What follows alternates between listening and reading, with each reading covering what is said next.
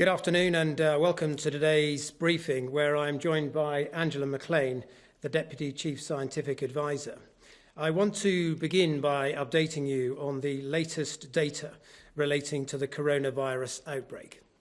2,772,552 tests for coronavirus have now been carried out in the UK, including 89,784 tests carried out yesterday. 248,818 people have tested positive, and that's an increase of 2,412 cases since yesterday. 10,025 people are currently in hospital with the coronavirus. That's down 17% from the 11,716 this time last week. And sadly, of those who've tested positive for coronavirus across all settings, 35,341 have now died. And that's an increase of 545 fatalities since yesterday. And of course, our thoughts are with the families of all of those who've lost their lives to this virus. Before I turn to some of the work that DEFRA is doing to ensure that we are able to harvest this year's farm harvest, I want to remind people of the details of the next phase of our fight against the coronavirus. Firstly, on slide 1, as you can see, in order to monitor our progress, we are establishing a new COVID alert system with 5 levels, each relating to the level of threat posed by the virus. The alert level will be based primarily on the R value and the number of coronavirus cases. And in turn, that alert level will determine the level of social distancing measures in place. The lower the level, the fewer the measures. The higher the level, the stricter the measures. Throughout the period of lockdown, which started on March the 23rd, we were at level 4. Thanks to the hard work and sacrifices of the British people in this lockdown, we have helped to bring the R level down, and we are now in a position to begin moving to level 3 in careful steps. Turning now to slide 2. We have set out the first of 3 steps we will take to carefully modify the measures, gradually ease the lockdown, and begin to allow people to return to their way of life. But crucially, do this while avoiding what would be a second peak that overwhelms the NHS. After each step, we will closely monitor the impact of that step on the R value and the number of infections and all the available data. And we will only take the next step when we are satisfied that it is safe to do so. So in step 1, as the Prime Minister announced last week, those who cannot work from home should now speak to their employer about going to work. And people can now spend time outdoors and exercise as often as they like. Finally, turning to slide 3, having taken the first step in carefully adjusting some of the measures and our advice to people on what to do, our clear advice is to stay alert, control the virus, and save lives. And staying alert means staying at home as much as possible and working from home if this is possible, limiting contact with other people, and where contact is made with other people, keeping your distance, washing your hands regularly, and also staying at home and self-isolating if you or a household member show symptoms of the virus. My final point today relates to the availability of labour this year for the farming harvest. Every year, large numbers of people come from countries such as Romania and Bulgaria to take part in the harvesting crops such as strawberries and salads and vegetables. We estimate that probably only about 1/3 of the people that would normally come are already here, and small numbers may continue to travel. But one thing is clear, and that is that this year we will need to rely on British workers to lend a hand to help bring that harvest home. Over the last couple of months, we have been working with industry on a plan to support and help people taking second jobs, particularly those who are furloughed. And we have launched a new Pick for Britain website that enables people to go online, check what job issues there are, what job availability there is, and to marry up job opportunities from growers and employers with those people seeking a second job, particularly those that are furloughed. And we believe that those who are furloughed may be getting to the point that they want to lend a hand and play their part.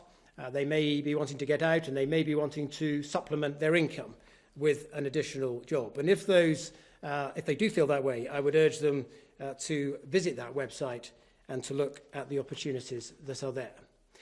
I will now turn to Angela McLean, who will give you further updates on the coronavirus. Thank you. If I could have the next slide, please. This slide shows the way people are moving around using their own cars, light goods vehicles or heavy goods vehicles, or in public transport in the three graphs on the bottom. The data runs from the 16th of March to the 17th of May. And what we see is that although there is some increase in the use of private cars and also in light goods vehicles and heavy goods vehicles, that the reduction in the use of public transport, whether that be national rail, tube and buses in London, or buses elsewhere, fell very low and has stayed very low. That is very good news for all of us, because it means that people are continuing to respect the fact that if we can, we must stay at home in order to prevent the transmission of this virus. Next slide, please. So this next slide, in the top there in red, shows the number of tests being done each day. And what you see is that it's been very much higher, really, for the second half of that graph. So the graph runs from the 6th of April to the 19th of May. On the 19th of May, there were 89,784 tests. And what that translates into is daily confirmed tests, daily confirmed cases. So each day, how many people across all sorts of different settings had a positive test. It's quite difficult to interpret that green graph because it's in the context of lots of different people being allowed to be tested, and indeed, of course, lots and lots of extra testing becoming available. And when I want to know what's happening every day with coronavirus infections, if I could have the next slide, please, I turn to data from hospitals and the estimates of the number of new daily admissions into hospitals each day. So we have this time series best for England, so we tend to look at the English data. And what you see there, so that's really the flow of infected people into hospitals, and it's therefore a much more sensitive way of keeping track of what's happening across the country. So what you see is a graph that rose sharply from the beginning of March. It had already risen before then, and peaked on April the 2nd.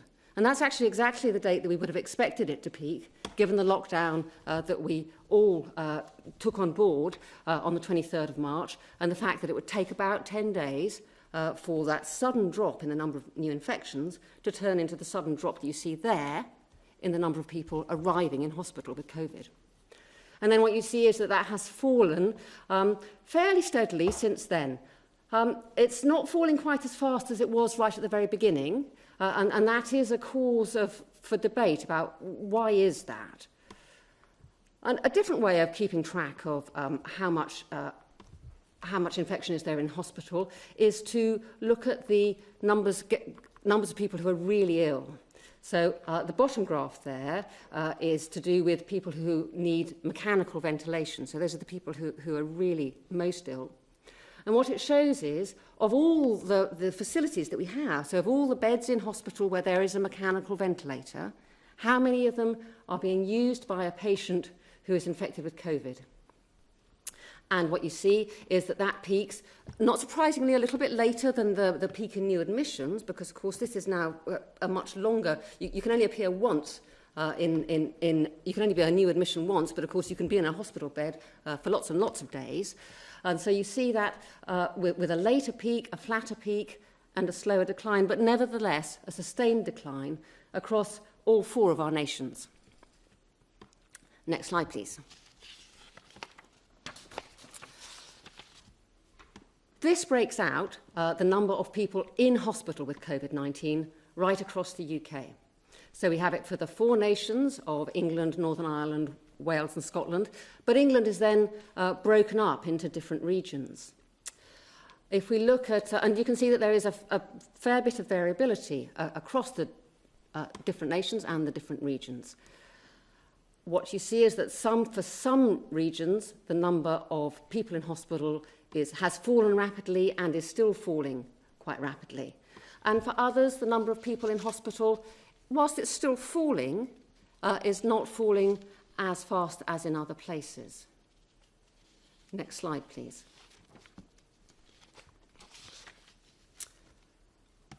Here we see people who have sadly died from COVID with a confirmed positive test here across the UK. This is a graph that we're familiar with, and we know that the numbers are always very low on Saturdays and Sundays. And for that reason, because there's this very pronounced weekly pattern in the cases, we look instead of at the raw numbers, the blue bars, we look at the gold line, and that's a 7-day rolling average. So we use that on purpose because we want to average out the effect of the weekend effect.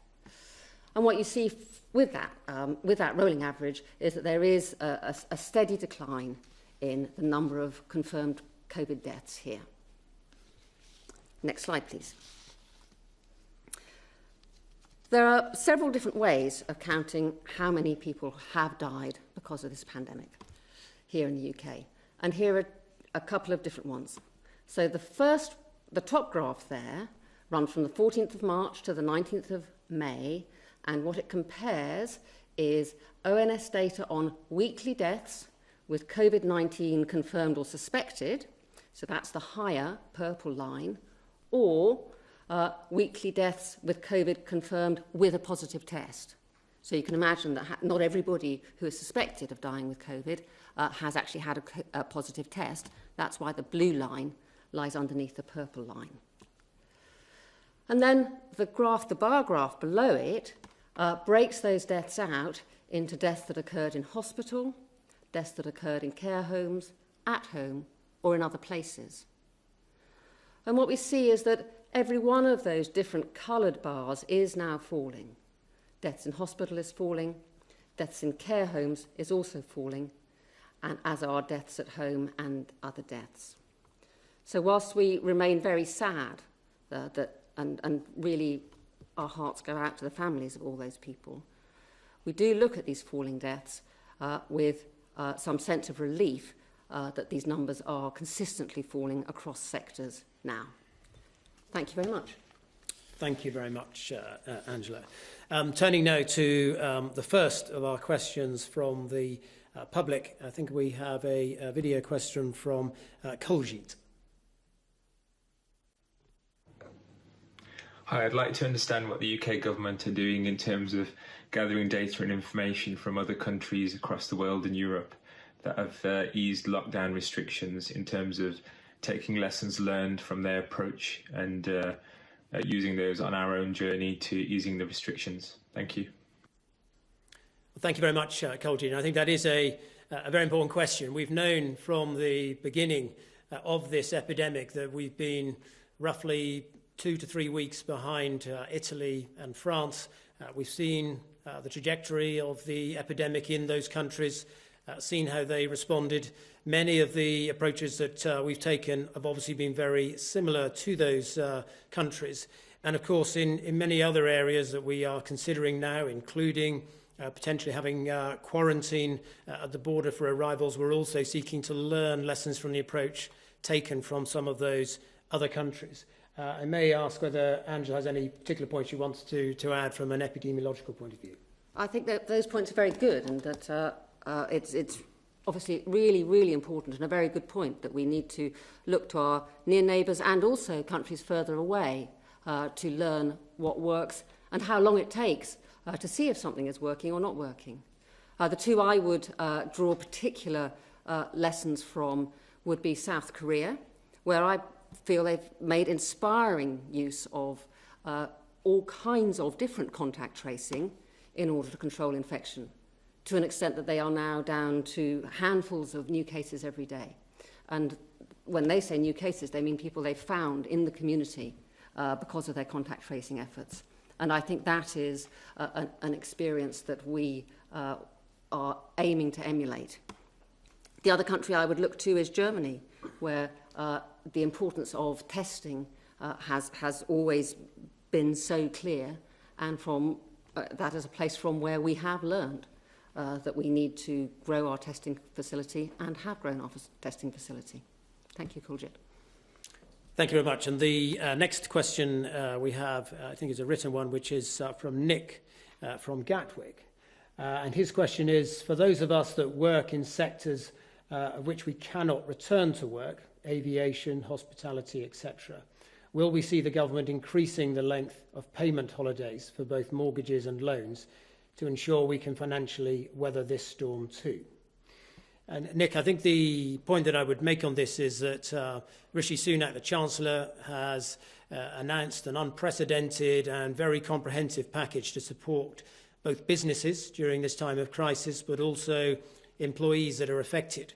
So businesses are able to access the coronavirus business interruption loan, and there have also been a number of other grants to help small businesses, and business rates have been set aside. And in the case of employees in those businesses, we've obviously had the furlough scheme, the job retention scheme.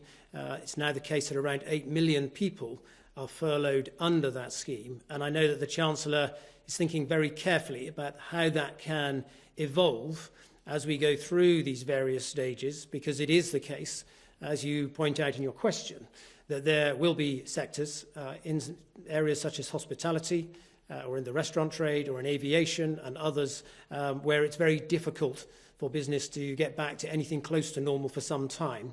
And I know that the Treasurer will be thinking very carefully about how the job retention scheme that we have can evolve to help support those businesses as they tentatively try to return to business in July.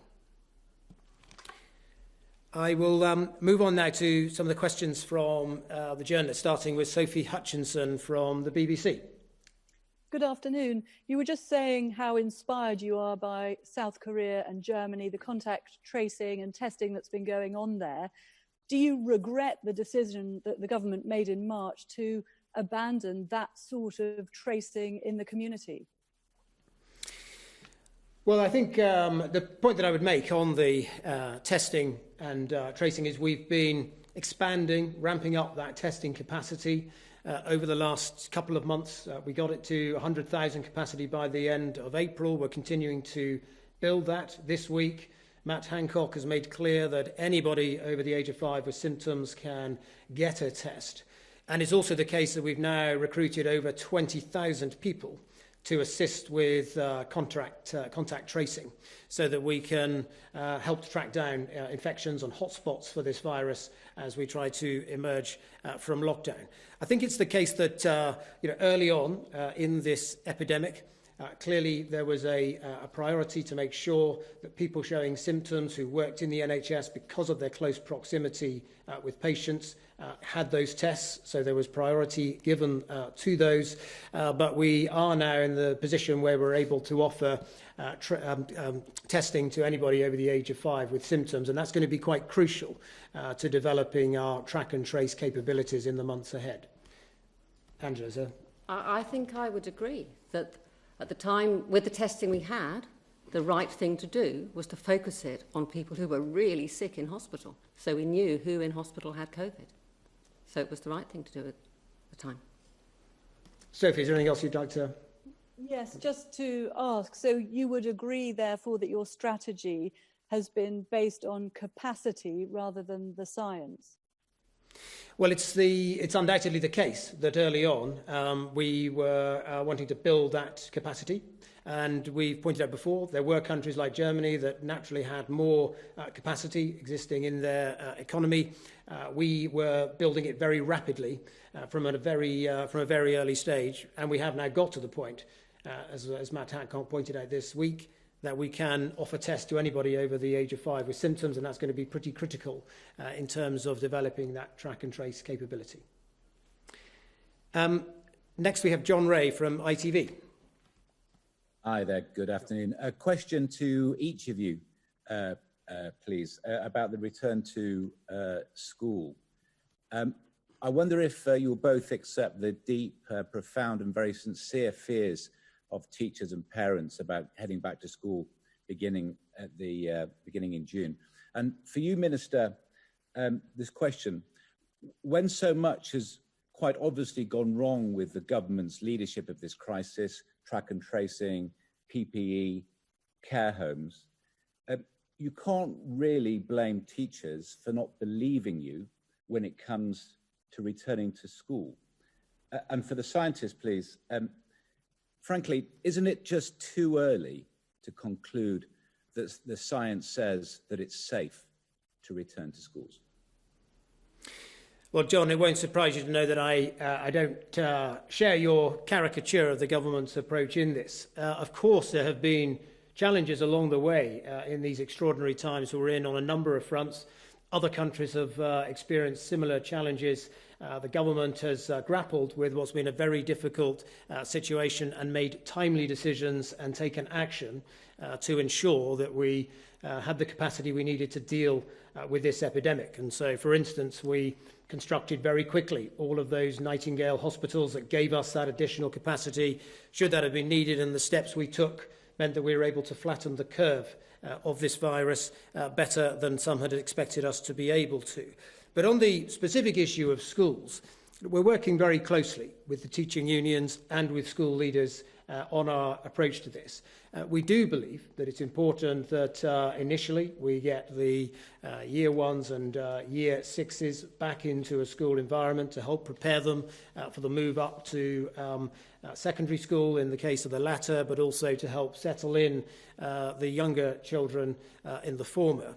And we do believe that other countries like Denmark have demonstrated how it's possible, in fact, to bring schools back into opening, albeit in a socially distanced way, albeit with fewer pupils initially and staggering the times that year groups arrive and so on. So other countries have demonstrated ways that this can be done.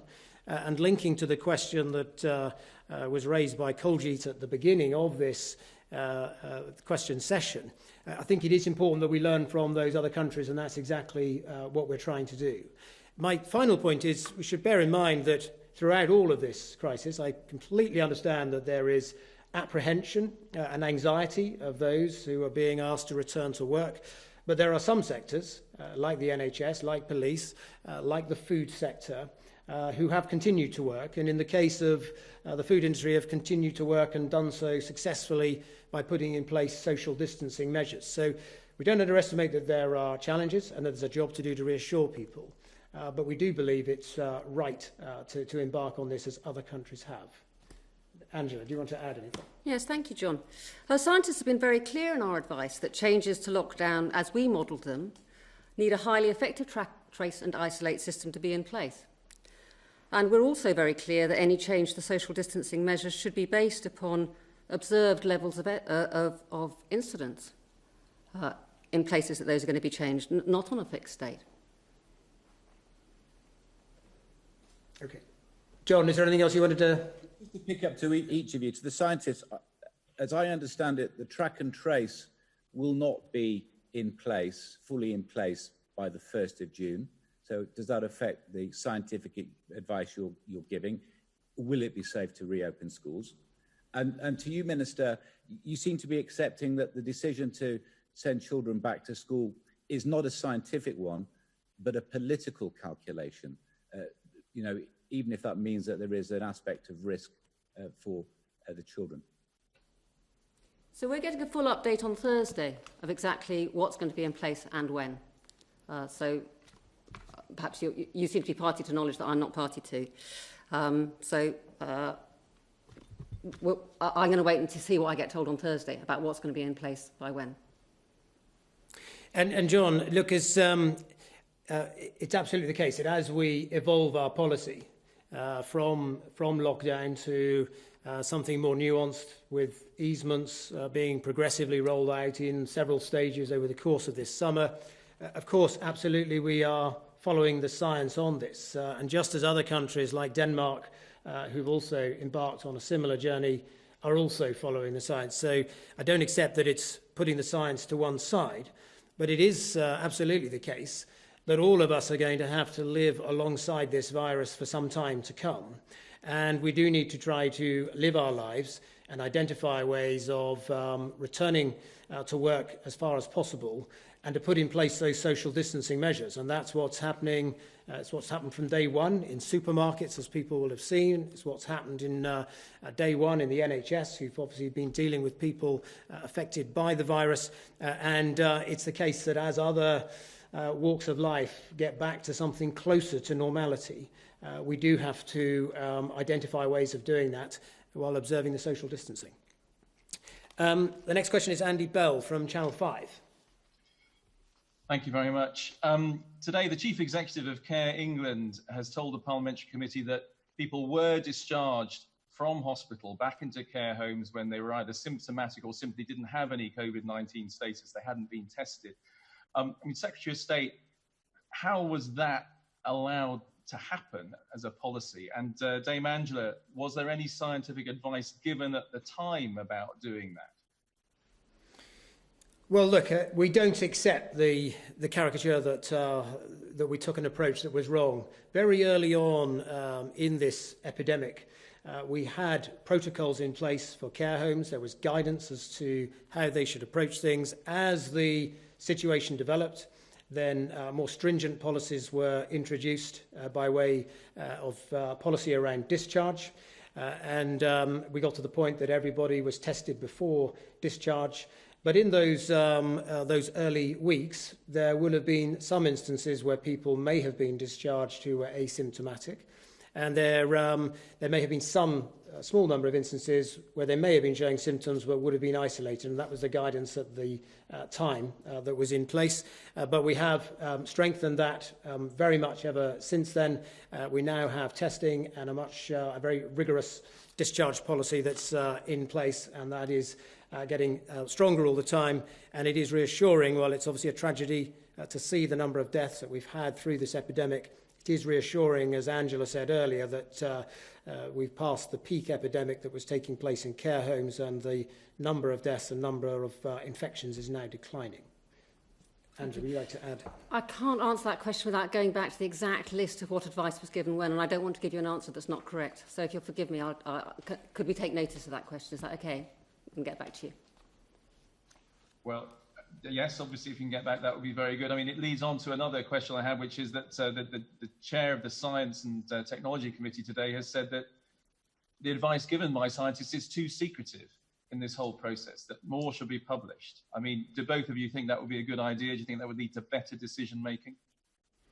Well, I don't really accept, Andy, that it is secretive. We have been having these briefings on a daily basis for weeks and weeks now, and this is my fourth time doing this daily press conference, and at every one of those occasions I've either had somebody from the Chief Scientific Advisors Department or from Public Health England or the NHS alongside me, and I think we've been very candid in sharing with people at every step of the way exactly what we are doing and why we are doing it and what the evidence shows, complete with graphs that show the trajectory and the trends and the epidemiology behind this outbreak. So I don't really accept that criticism at all. I think we've been very candid throughout this in terms of sharing knowledge with people and sharing our approach with people.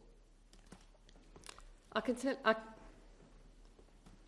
Okay. We have been really very, very focused on trying to give really high quality advice, completely rooted in evidence.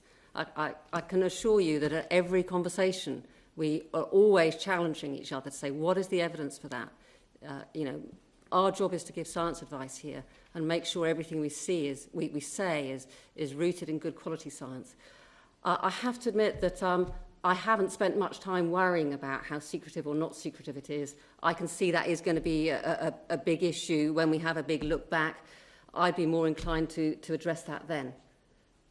I realise that's not what you want me to say, I know, but I don't see any. I don't think that's the most interesting conversation. I said the most interesting conversation is, are we able to give good advice? Thank you very much. Next we have Jane Merrick from The Eye. Thank you. I want to follow up on Sophie's question, first of all to Dame Angela.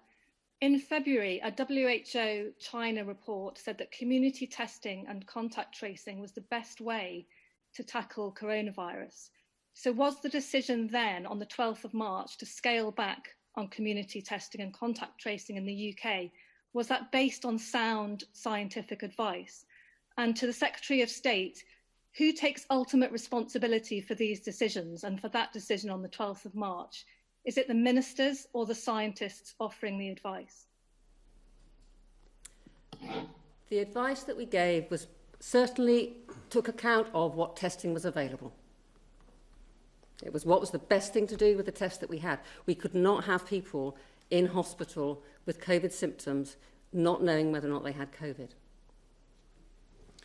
And as I explained earlier, Jane, we have been expanding dramatically our testing capacity over recent weeks and months, simply because it is going to be a very important feature of that track and trace approach that we're developing. And we've recruited now over 20 tracers to work on that. And as we evolve this policy and emerge from full lockdown to something where we try to support people getting back to work normally, having that track and trace approach is going to be increasingly important, and that's why we are increasing that capacity. As I pointed out earlier, at the beginning of this, when there was an issue of capacity on tests, then of course you needed to prioritise where those tests were most needed. And that was in our NHS. You couldn't have a situation where people working in the NHS did not know whether they had the coronavirus or not. So it was right to initially prioritise the tests for that particular outcome. If I could follow up, just to go back to Dame Angela then, I mean, your colleague, Sir Patrick Vallance, told the Science Committee on the 25th of March that he wished that there was more capacity available. So are you saying then that even given the sort of the international expertise on coronavirus, it was just what was available at the time, the capacity that was available at the time, that was the best advice that you could give in the context of that capacity? I think that's what I just said, yes. Okay, right. Thank you very much, Jane. And next we have Stefan from City AM. Thank you, Secretary of State. David Frost and the UK Brexit negotiating team have said on multiple occasions that one of the key contentious areas of negotiations has been fishing policy, and that if there isn't any movement on these talks by June, that the deal will be unlikely to go through. This would mean that the City of London is locked out of lucrative EU markets. With this in mind, can you tell me what the government is prioritising higher? The City of London and financial services firms, which contribute 7% of GDP to the economy, or the fishing industry, which contributes 0.1%? And to Dame Angela, is there any chance of the lockdown being lifted entirely in remote island or isolated communities in the UK who haven't had any recorded cases of COVID-19? Thank you very much, Stefan. The short answer is that we, in this negotiation, are prioritising becoming an independent, self-governing country again. We want to make our own decisions, make our own laws, control our own waters, yes, set our own fishing policy, have a seat at the table where fishing opportunities are negotiated each year, not only with our EU members, but also with countries such as Norway and the Faroes. And we believe that the interests of our economy are best served by us taking back control and making our own laws again, and that is the approach we're taking. And so, as David Frost has pointed out, there are a couple of sticking points so far in these negotiations. One is that the European Union seem to be insisting that we continue to abide by their laws even after we've left. And the second is that the European Union seem to be saying that uniquely among every other country in the world, the UK should give unlimited access to its waters for EU countries, even though we're not any longer part of the common fisheries policy. And both of those, as a point of principle, are wrong, and that is why we've adopted the stance that we have. Well, as you know, you can't ask me what policy might be, but you can ask me what kind of question a scientist is looking at, and I can tell you for sure location is a huge focus of ours at the moment. Of course, I mean, our islands are a very special case, which is, of course, particularly interesting, but there are also other parts of the country that have, the spread of infection across the country is really quite diverse, quite heterogeneous. And that does, of course, raise interesting questions, particularly as we get incidents right down about what should we do about that. Stefan, did you want to come back again? Thank you. Thank you. Just want to come back to you, Secretary of State. I do understand the rationale for the fishing policy and the negotiations that are going by, but can you say today definitively if they will not be softened for the sake of financial services firms, which contribute so much to the UK economy, getting access to EU markets, which is so important for them? Well, look, I just think in this approach, it's very important that you're clear about your priorities. And one of ours is to become an independent coastal state in control of our own waters again and managing and controlling access to our waters. That's been our position from the very beginning, and it will not change. And I think it's not something to get into to be saying you have to sacrifice one industry in order to give a leg up to another. That's not the way to approach this negotiation. The way to approach it is to stand up for our interests as an independent country, and that's the approach that we are taking. Now, next we have Ben Fishwick from Portsmouth News. Thank you, Secretary of State. Even with extra government funding, councils are struggling to cover their increased costs during this crisis. Can you commit to matching pound for pound their expenditure and cover any budget shortfalls caused by a loss of income? And then separately on testing, we have a testing centre in Portsmouth, but several of our readers who were tested on the 1st of May waited for 2 weeks for a result, despite being told it would be arriving in 48 to 72 hours later. 14 days after their test, several of them were told their results were unclear. Is there the capability to ensure a proper turnaround of testing?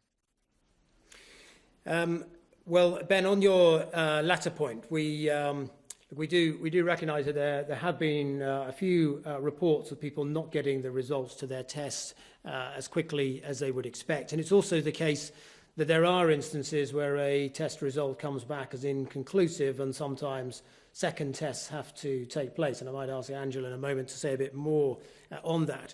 On your former point about local authorities, of course, the government recognises that this coronavirus outbreak has put pressure on local authorities. We've recognised that, and we've given them an additional £3.2 billion to help them cope with the new burdens that have been in place. We've also made available £600 million to support care homes and help them respond to this crisis. So, yes, we recognise that there are new burdens on local authorities as a result of this, and we've put in place some additional funding to recognise that. And I completely appreciate that local authorities will always say that they need further funding, and in situations like this, they will have funds set aside for events of this sort. And we think that the approach that we've taken with that £3.2 billion injection is the appropriate intervention from government to support them in the really important work that they're doing. Angela, did you want to add anything on the... I think really running a rapid and reliable testing system is an entirely operational issue. And so the science advice would be you need to have a rapid and reliable testing system. Okay. Ben, is there any final thing you wanted to... Are you confident we do have a rapid and reliable testing system? I think it's getting better, and one of the things we've actually looked at a lot today is evidence from other countries, and it clearly is possible to set up testing systems with a 48-hour turnaround. Okay, thank you very much, Ben, and thank you to everyone for those questions. I think we've covered a large amount of ground today, but thank you very much.